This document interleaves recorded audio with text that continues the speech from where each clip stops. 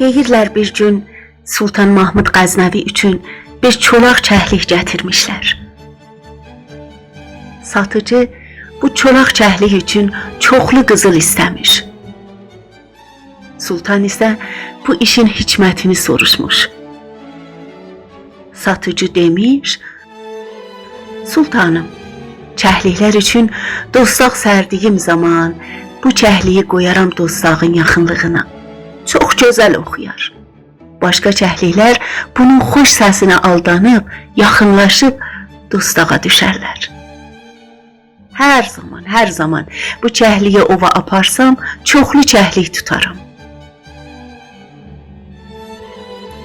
Sultan satıcıya istədiyi qızılı ödəyib, çolaq çəhliyin satın almış. Dərhal onun boynunu üzüb, başını yerə atmış. Satıcı sultanın bu işinə baxa-baxa qalıb, çaşmış halda soruşmuş, Sultanım, nədən bu gözəl oxuyan çəhliyin başını üzdünüz? Sultan demiş, öz cəmaatını satanın başını üzməklə.